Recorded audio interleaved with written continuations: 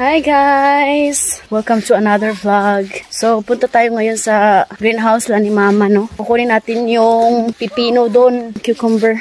Hindi pa ako nakadilig. Tapos, kanina nagbunot din ako ng mga damo. Tapos, tingnan nyo yung blackberry na tanim ni Papa. May bunga na. Yung iba, bulaklak. Nandito rin yung anak ng kapitbahay namin. Balitin na Zilo. Tatlo siya.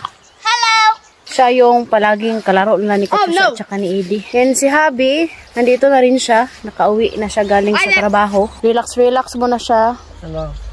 Kay pagod galing trabaho. Si Edie naman. Hello, Edie. Punta tayo ngayon sa greenhouse. Grabe talaga yung kamatis dito sa Romania. No? Kaya parang tao ba? Yan, no? Ang haba. Ito, kunin natin to. Edie na to.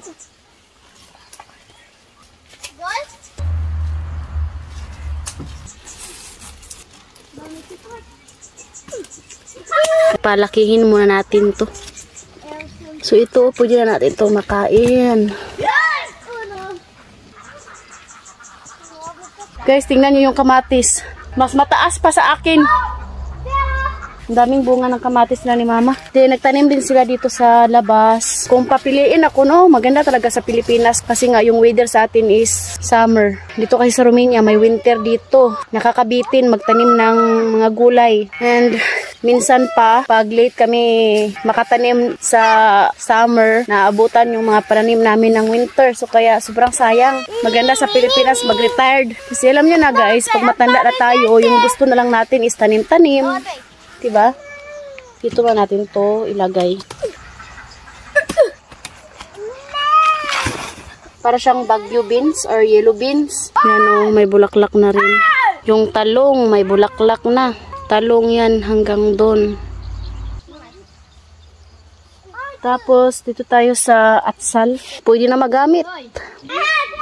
Meron pa doon sa dulo. Yung kamatis na ni Mama. Ayan. Tapos doon. Daming bunga ng kamatis. Yung cucumber. Hindi pa sila nakagapang. Dito pala naputulan ni Papa yung damo. Tapos ang daming nagtanong kung may ahas ba daw dito sa Romania.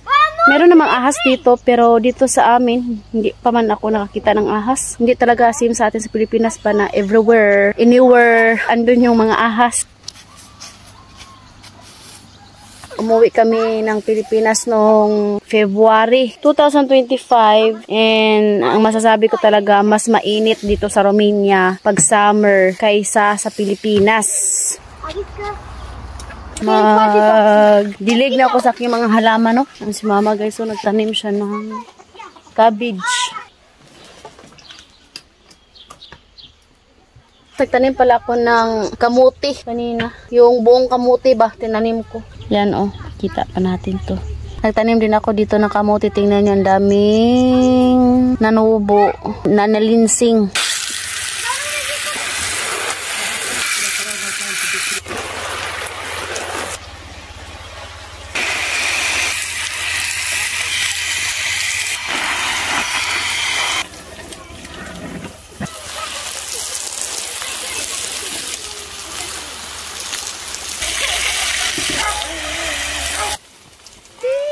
Malaki na yung mais ko. Ang ating okra. Ayan. Tapos nagpatubo ako ng panibagong okra. Ayan o. Tanim natin yan. Transfer natin yan soon. Ito pala dito is pula na sitaw. Kailangan lang talaga alagaan yung mga tanim natin dito para tuloy-tuloy yung pagtubo nila. Tsaka kailangan din nila ng dilig kasi nga sobrang init.